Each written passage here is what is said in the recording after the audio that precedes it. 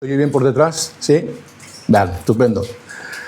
Bien, hermanos, quisiera en esta mañana, porque ya sabéis que no solo de pan vivirá el hombre, sino de toda palabra que sale de la boca de Dios, porque el pan que comemos o que comeremos después de la reunión, volveremos a tener hambre, pero si comemos del pan y del agua que nos da nuestro Señor Jesucristo, jamás más, nunca más volveremos a tener ni hambre ni sed, ¿verdad? Y en esta mañana quisiera empezar con una pregunta. Y a lo mejor dirás, vaya pregunta, no tiene sentido. Es ilógica, ¿verdad? Porque a lo mejor pensarás, si yo ya lo sé quién es. Porque para ti, ¿quién es Jesús? ¿Quién es Jesús? ¿Alguna vez te lo has planteado? Sí, y me dirás, ya sé, somos creyentes, hemos nacido nuevo, tenemos el Espíritu de Dios, bla, bla, bla, bla. Pero ¿quién es Jesús, hermanos? Jesús le hizo esa pregunta a sus discípulos. Les preguntó, ¿y vosotros quién decís que soy? Así que es una pregunta que desde hace 2000 años viene produciéndose y la palabra de Dios, como no puede ser de otra manera, nos responde. Y acabamos de leer Colosenses capítulo 1, versículos del 15 al 20, y lo vamos a volver a repetir para meternos en vereda. Y dice así la palabra del Señor: Él, Jesucristo, es la imagen del Dios invisible, el primogénito de toda creación. Porque en Él, en Cristo, fueron creadas todas las cosas, las que hay en los cielos y las que hay en la tierra, visibles e invisibles, sean tronos, sean dominios, sean principados, sean potestades. Todo fue creado por medio de Él y para Él. Y Él es antes de todas las cosas, y todas las cosas en Él subsisten. Y Él es la cabeza del cuerpo, que es la Iglesia, el que es el principio, el primogénito de entre los muertos, para que en todo tenga la preeminencia, por cuanto agradó al Padre que en él habitase toda plenitud, y por medio de él reconciliar consigo todas las cosas, así las que están en la tierra como las que están en los cielos, haciendo la paz mediante la sangre de nuestro Señor Jesucristo, ¿verdad? Allí en la cruz del Calvario. Y este pasaje se conoce como el himno de la preeminencia de Cristo. Nos habla de la preeminencia de Cristo.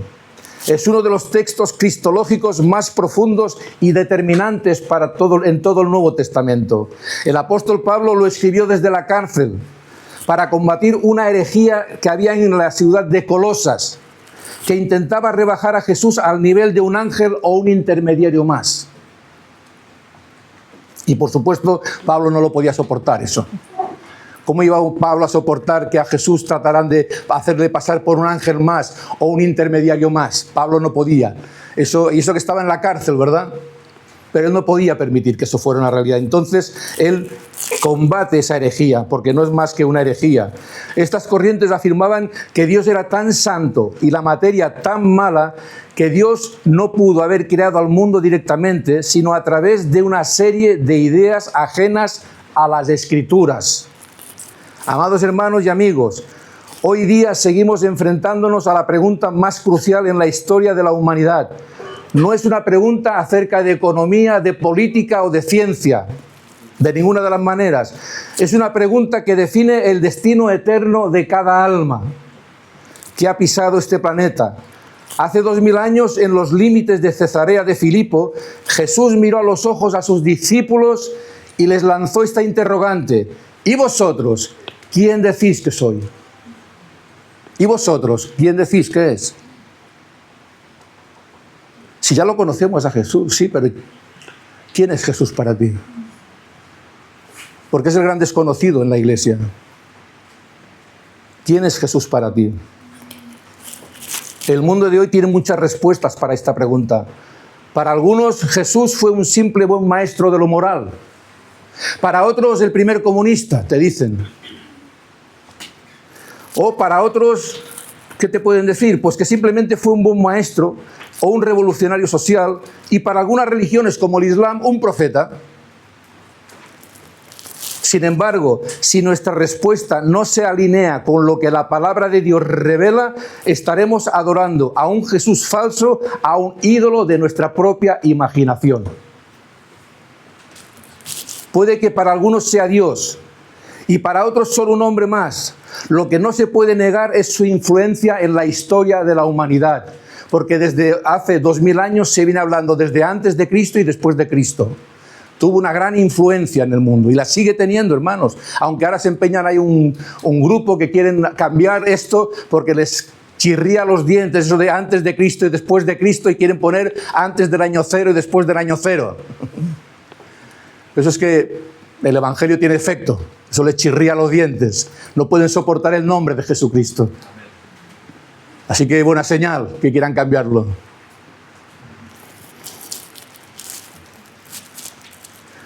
El apóstol Pablo escribe a la iglesia en Colosas en medio de un contexto donde falsos maestros intentaban rebajar la deidad de Cristo mezclando el Evangelio con filosofías humanas.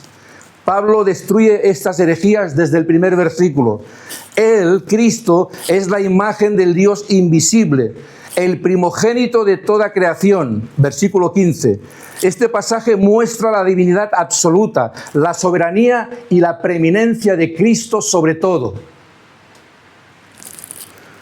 Solo Cristo es la imagen del Padre. La palabra griega utilizada aquí para imagen es eikon, que en nuestras palabras, en el idioma castellano, vendría a ser como icono, imagen. En el mundo antiguo, una eikon no era una mera aproximación o un dibujo borroso. Implicaba dos cosas fundamentales: representación y manifestación. Jesús no solo se parece a Dios, Él es la manifestación exacta del Dios invisible. Amén. Él es la imagen exacta del Dios invisible.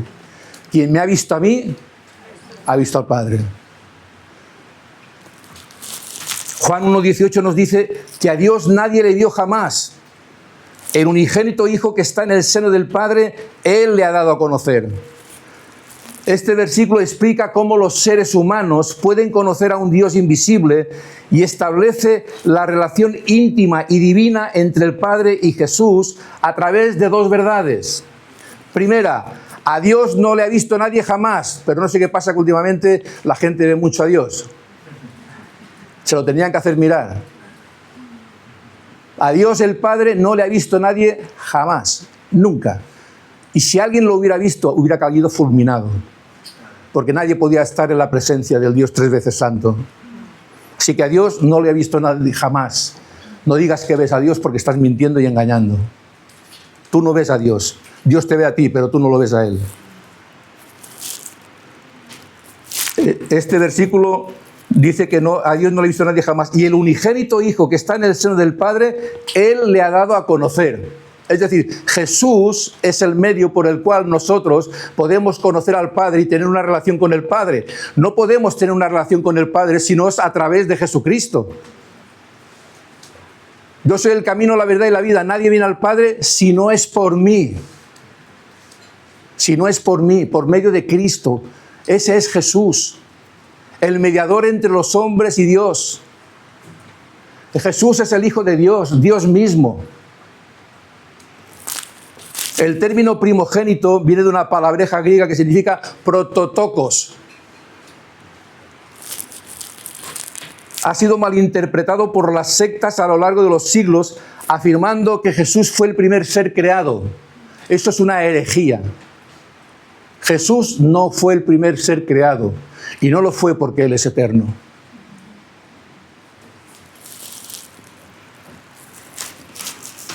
Sin embargo, en el contexto bíblico y cultural del Antiguo Testamento, primogénito no se refiere a un orden de nacimiento cronológico, sino a una posición de supremacía, honor y derecho a herencia. En el Antiguo Testamento y la cultura judía, el primogénito era el heredero principal, el que recibía la autoridad de la casa y una doble porción de los bienes. El título describe una posición legal y de honor, no necesariamente al primer hijo al nacer. Por ejemplo, lo explico. Salmo 89, versículo 27. Dios dice del rey David: yo también le pondré por primogénito, el más excelso de los reyes de la tierra. En la cultura del Antiguo Oriente, el primogénito gozaba de privilegios y de una herencia doble.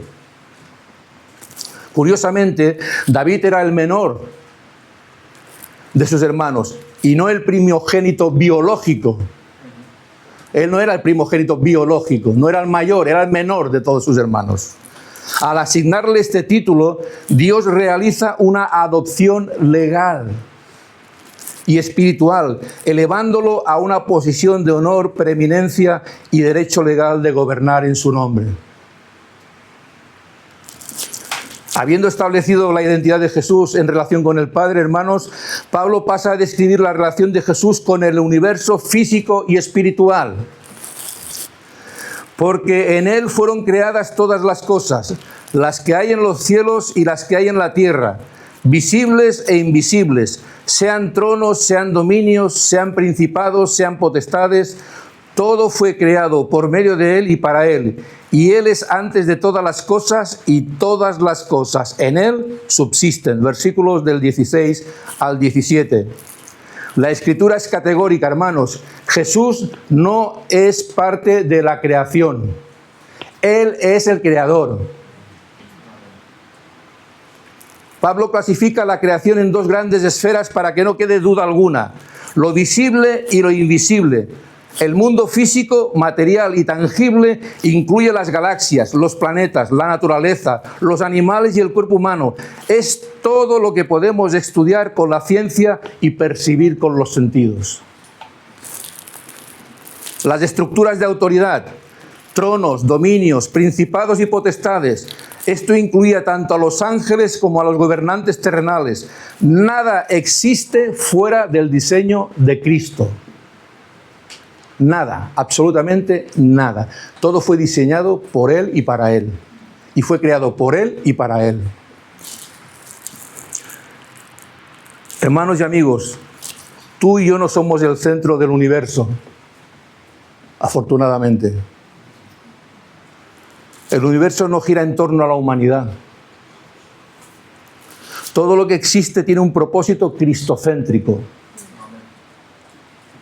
¿Cuál es ese propósito cristocéntrico? Glorificar al Padre y darlo a conocer por medio de Él. Fuiste diseñado por Él y para su deleite. Cuando el ser humano intenta vivir para sí mismo, rompe el diseño cósmico de su existencia, lo que resulta en vacío, frustración y desesperación. Hay mucha gente que siente un gran vacío en su interior. O están muy frustrados o muy desesperados, y es lógico, porque no conocen a Cristo, no han tenido un encuentro con Cristo. El versículo 17 añade: y todas las cosas en Él subsisten. La palabra subsisten viene del griego sinestemi, significa mantener unido, coherencia, preservar. Este versículo revela dos atributos divinos que pertenecen exclusivamente a Dios: la eternidad y la preservación del universo.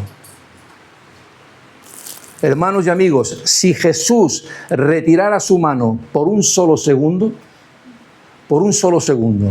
el universo entero se desintegraría en el caos físico y espiritual. Sería catastrófico, como se ha dicho esta mañana. Si Jesús retirara su mano de su creación, sería catastrófico. Sería un caos tremendo, como nunca hemos vivido. Él es quien mantiene las leyes de la física funcionando, quien sostiene los átomos en su lugar y quien da aliento de vida a cada ser viviente en este instante. Jesús no es solo un Dios lejano que creó el universo y lo dejó correr por su cuenta. Él está íntimamente involucrado con su pueblo redimido. Y Él es la cabeza del cuerpo que es la Iglesia, el que es el principio, el primogénito de entre los muertos, para que en todo tenga la preeminencia. Versículo 18. La cabeza del cuerpo. En la metáfora del cuerpo, la cabeza es la fuente de vida, de dirección y control. Una iglesia que no se somete a Cristo es un cuerpo decapitado, sin vida y sin dirección. Es como se suele decir, es como pollo sin cabeza. Yo era un niño, me acuerdo, pero mi abuela, ya falleció la señora, le cortó la cabeza a un pollo y el pollo corría. sin cabeza. Y era una carrera errática, porque no había sentido, ¿no? Eso es lo que nos pasa sin Cristo, hermanos. Caminamos erráticamente. Como cabeza sin pollo, hermanos. Así corremos y caminamos sin Cristo. Hermanos, Jesús no es un invitado de honor en la iglesia. Es el dueño. Es el líder supremo y la autoridad final. Cristo no es un colega. Ni es un bro. Oye, bro. Cristo no es eso. Cristo es el Hijo de Dios, Dios mismo. El que murió y resucitó y al tercer día se levantó de entre los muertos y está sentado a la diestra del Padre.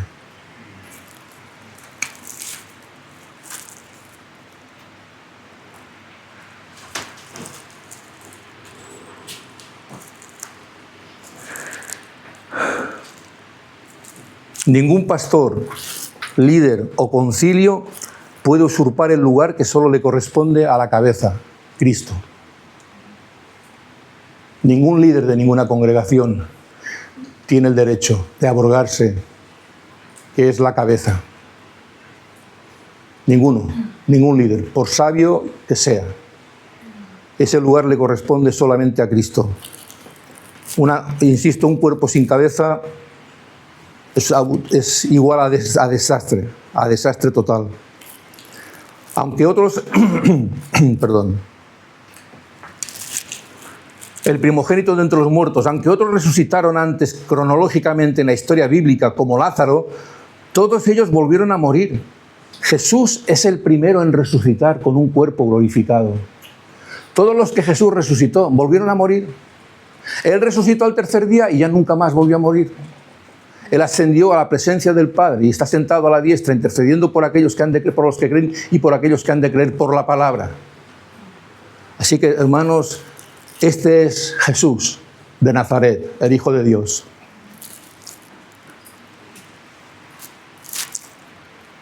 Él venció al enemigo más temido de la humanidad, la muerte. Todos tendremos que enfrentar la muerte, tarde o temprano. El problema no es enfrentar la muerte. Ese no es el problema. El problema es dónde pasarás la eternidad. Ese es el problema.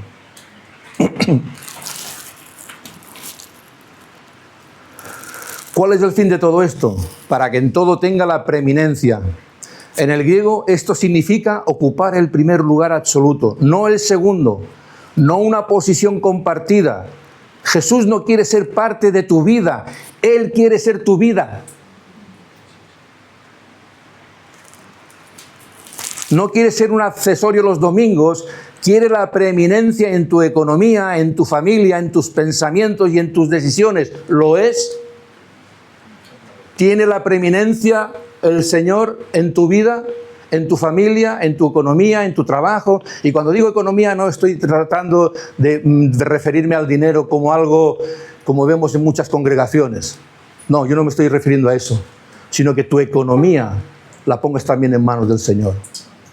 Porque lo que recibes es de parte de Dios, no es de parte del trabajo que tú estás haciendo, es de parte de Dios, es Dios quien te consigue este puesto de trabajo.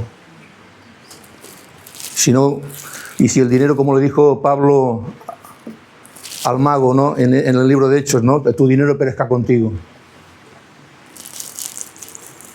¿Cómo puede un Dios tan santo, creador del universo, relacionarse con criaturas rebeldes y pecadoras como nosotros? ¿Hay aquí alguien que no sea pecador?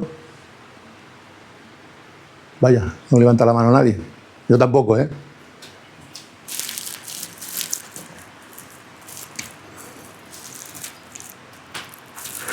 La respuesta está en el sacrificio de la cruz. Dicen los versículos 19 y 20. ¿Cómo puede un Dios tan santo, creador del universo, relacionarse con criaturas rebeldes y pecadoras como nosotros? La respuesta está en el sacrificio de la cruz. por cuanto agradó al Padre que en él habitase toda la plenitud y por medio de él reconciliar consigo todas las cosas, así las que están en la tierra como las que están en los cielos, haciendo la paz mediante la sangre de su cruz. Versículos 19 y 20. La plenitud de la deidad. Los falsos maestros decían que la deidad estaba distribuida entre varios seres espirituales menores. Pablo responde con fuerza: en él habita toda plenitud. Es decir, todo lo que hace Dios, que Dios sea Dios, reside de forma permanente y completa en la persona de Jesús. El pecado humano causó una fractura cósmica, separó al hombre de Dios, corrompió la creación y trajo enemistad espiritual. Todos sabemos lo que pasó en Génesis, ¿verdad? Todos lo sabemos. Estamos muy cansados quizá incluso de escucharlo, ¿no? Cuando nuestros padres Adán y Eva pecaron y nosotros hemos asimilado ese pecado, ¿verdad? Ese pecado se ha transferido, dice el Salmo 51 del rey David, porque en pecado me concibió mi madre. Es decir, venimos genéticamente con el pecado marcado en nuestro ser. Y todos sabemos que podíamos decir, no, pero si pecó Adán y Eva, sí, pero nosotros pecamos con él. Porque dice Romanos 3:23, por cuanto todos pecaron, todos estaban destituidos de la gloria de Dios. Nadie de nosotros merecía ser salvo. Y si somos salvos es por la obra de Cristo en la cruz. Una obra que nunca debemos cansar de proclamar y de enseñar. Porque ahí está nuestra victoria y nuestra esperanza, en la cruz, donde Cristo venció al maligno y a sus potestades.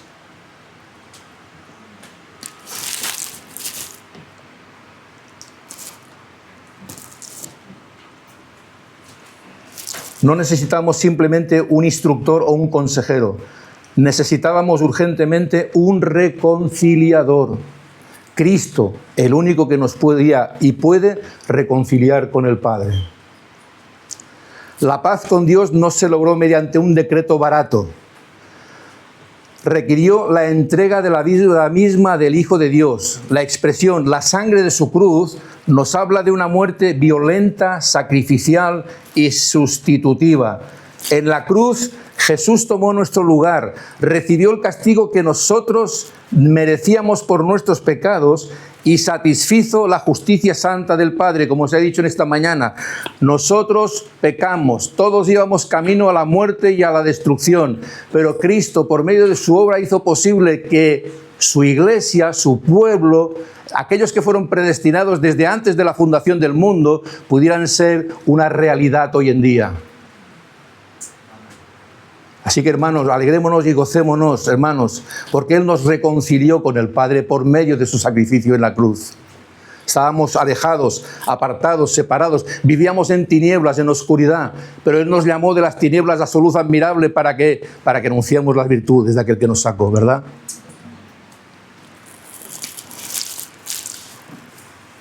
En la cruz, Jesús tomó nuestro lugar, recibió el castigo que nosotros merecíamos por nuestros pecados y satisfizo la justicia santa del Padre.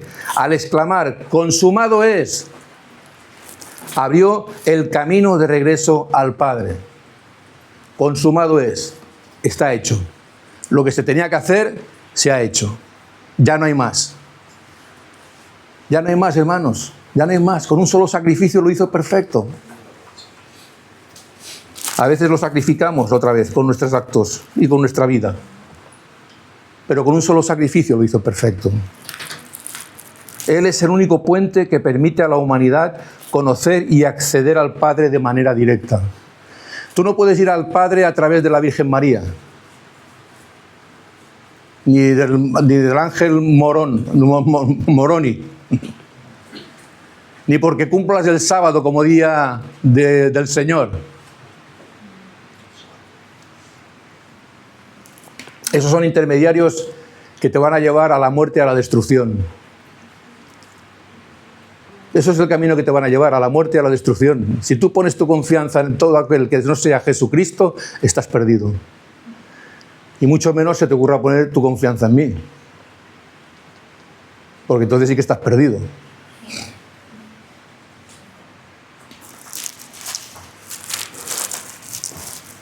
Jesús es el único camino de acceso al Padre. Él es el intermediario entre Dios y los hombres, Jesucristo. Para concluir la exposición de su identidad, debemos regresar a los evangelios y aplicar esta verdad de forma personal. Dice en Mateo 16, 13, 16. Viniendo Jesús a la región de Cesarea de Filipo, preguntó a sus discípulos diciendo: ¿quién dicen los hombres que es el Hijo del Hombre? Ellos dijeron: unos Juan el Bautista, otros Elías y otros Jeremías o alguno de los profetas. Él les dijo: ¿y vosotros? ¿Quién decís que soy yo? Respondiendo Simón Pedro, el lanzado, el metralleta, dijo: tú eres el Cristo, el Hijo del Dios viviente. Entonces le respondió Jesús: bienaventurado eres Simón, hijo de Jonás, porque no te lo reveló carne ni sangre, sino mi Padre que está en los cielos. Pedro fue lanzado, ¿verdad? Siempre era el más aguerrido, el que siempre estaba primero, ¿verdad?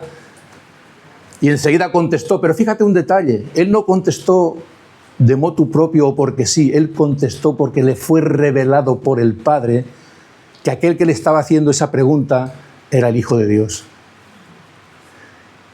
Y Jesús lo dice: bienaventurado Simón, hijo de Jonás, porque no te lo reveló ni carne ni sangre, sino mi Padre que está en los cielos. Hermanos, a menos que Dios te revele esa verdad, estás perdido. No vas a poder creer por tus fuerzas o por tus capacidades o por tus habilidades. Hay gente que son verdaderos teólogos y están perdidos, van al infierno. Como Nicodemo, Juan capítulo 3, un doctor de la ley, conocía la ley perfectamente, pero no era suficiente con conocer la ley, hermanos. No es suficiente con conocer la Biblia. Está bien leer la Biblia, por supuesto, y conocerla, por supuesto, pero eso no te va a salvar. Te va a salvar la fe en Cristo. Eso es lo que te salvará. Así que, a menos que el Padre nos revele quién es Jesucristo, tenemos un serio problema. Tiene que ser una revelación. Si no tienes esa revelación, estás perdido. Porque Pedro no dijo lo que le parecía.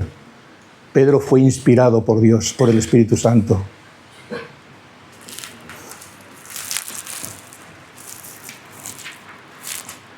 Este pasaje representa la declaración cumbre acerca de la identidad de Cristo por parte de sus discípulos. La gente de la época, como hemos visto, respetaban a Jesús. Lo respetaban, no todos lo querían matar. Algunos lo respetaban. Por ejemplo, acabamos de leer que algunos pensaban que era Juan el Bautista, otros que era Elías, otros que era Jeremías y otros algún profeta. O sea, no todos tenían entre ojo a Jesús. Había algunos que pensaban, bueno, pues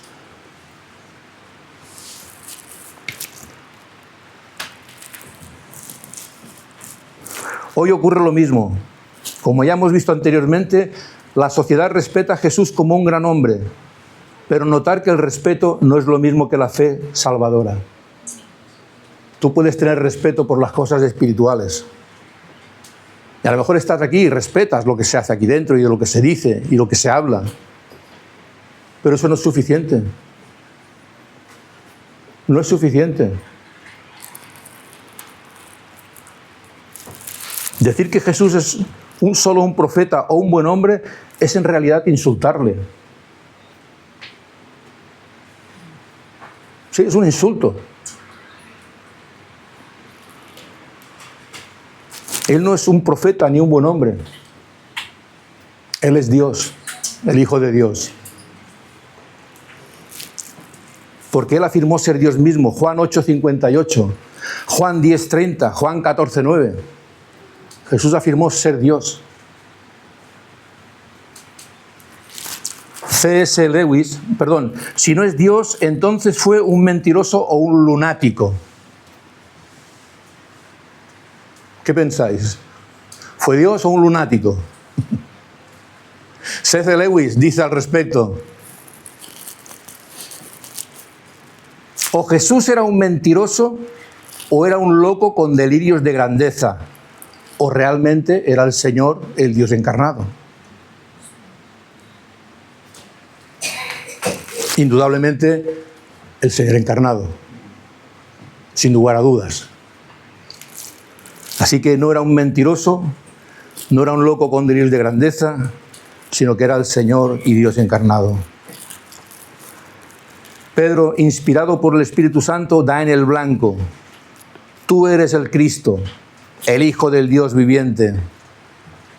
Esta declaración del apóstol Pedro ocurre en Cesarea de Filipo, un territorio lleno de templos paganos, como estamos nosotros hoy en día. Quizá no vemos tantos templos, pero hay mucho templo, hermanos. Las discotecas son un templo. Son un templo de adoración. Hay otras cosas, por supuesto, hay muchas más cosas que son motivo de adoración. Pero, hermanos, tengámoslo claro, estamos en un territorio lleno de templos paganos, donde Jesús confronta a sus discípulos acerca de su verdadera identidad. Salimos a proclamar el Evangelio de Cristo por las calles, en medio de esta sociedad, ¿verdad? Que está cubierta de templos, como hemos dicho, ¿no? Y hermanos, confiamos en el Señor, en que Él llamará a aquellos que Él ha predestinado desde antes de la fundación del mundo, como dice Efesios 1:4, Efesios 1:11. Esta declaración no nació del intelecto humano ni de la deducción de Pedro. Fue una verdad espiritual revelada directamente por Dios, la cual Jesús define como el fundamento inamovible sobre el cual edificaría su iglesia. La verdadera identidad de Jesús ha estado en el corazón mismo de la historia de la iglesia. Desde el año 0 hasta el 2026, la verdadera identidad de Jesús ha estado en el corazón mismo de la historia de la iglesia. Fue la herejía y el error acerca de él lo que condujo a los concilios, credos, reformas y confesiones que reafirmaron esta verdad. Es decir, a lo largo de estos 2000 años han salido herejías, incluso blasfemias, y que han servido los concilios y las confesiones de fe o los credos para refutar esas falsas doctrinas. Nosotros no hace mucho dimos la confesión de fe bautista de 1689. Y allí, ¿por qué se escribió eso? Para refutar a la Iglesia Católica Romana. Nosotros quizá teníamos que refutar en este tiempo otras cosas, porque la Iglesia Católica Romana ya no quizá, pero hay muchas otras cosas que tenemos que refutar y solamente lo podemos hacer a través de la proclamación de la palabra.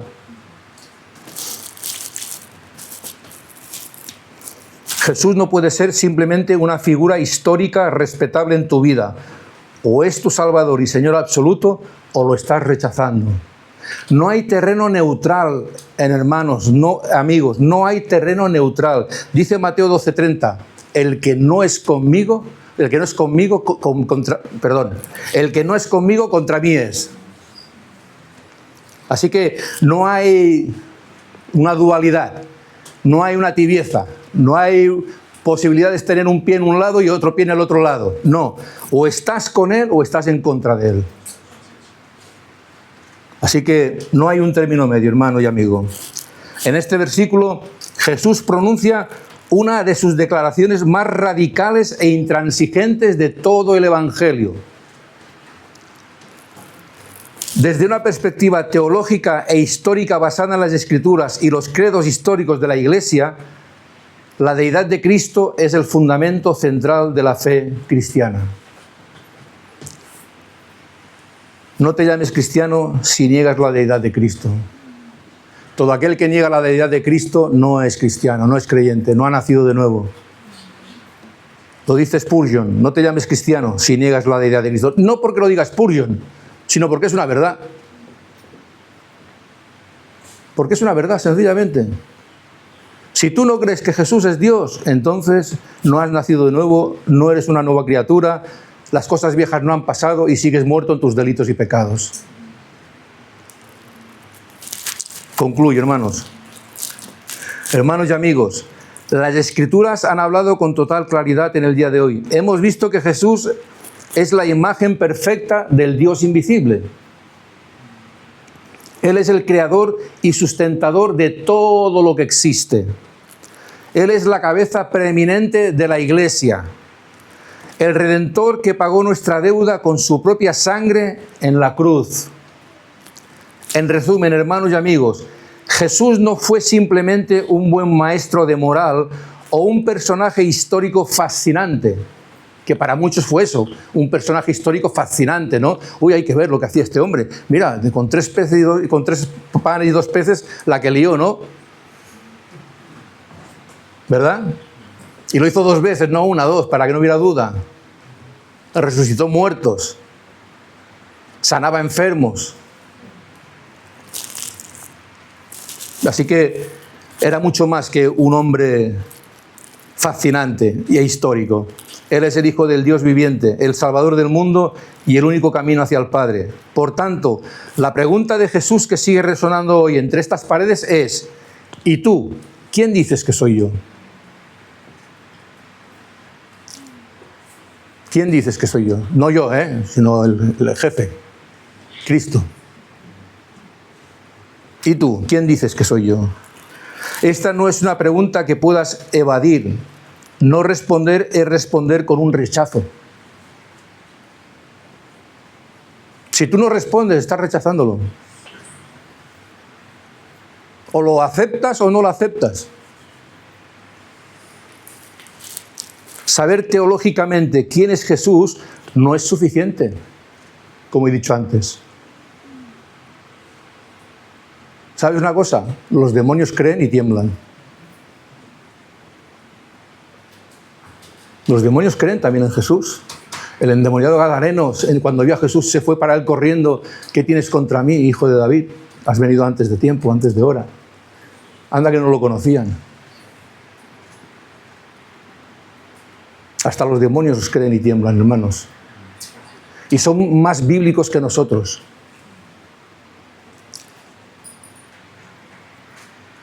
¿Sí? Mira a Satanás cuando tentó a Jesús. ¿Qué usó para tentar a Jesús? ¿Qué usó? ¿Sus ideas? ¿Su filosofía? ¿Su religión? Usó la palabra. Y Jesús lo contrastaba con la palabra. Así que, como Nicodemo, ser conocedor de la ley no te hace salvo, a menos que nazcas de lo alto, a menos que nazcas de nuevo. La verdadera pregunta ¿es Jesús el Señor de tu vida? Si nunca has entregado tu vida a Cristo, hoy es el día de rendirte ante el Creador del universo. Reconoce tu necesidad de reconciliación, arrepiéntete de tus pecados y recíbelo no solo como un salvador de las consecuencias del pecado, sino como el rey de tu destino. Amén. Como el rey de tu destino. Si ya eres un creyente, te invito a evaluar si le estás dando la preeminencia en todo. ¿Está Él gobernando tus pensamientos, tus planes futuros, tu matrimonio y tu tiempo? No conformemos nuestras vidas a un Jesús empequeñecido por la cultura. Adoremos y sirvamos al Cristo glorioso, supremo y eterno revelado en su santa palabra. Que el Señor nos bendiga, hermanos. Amén.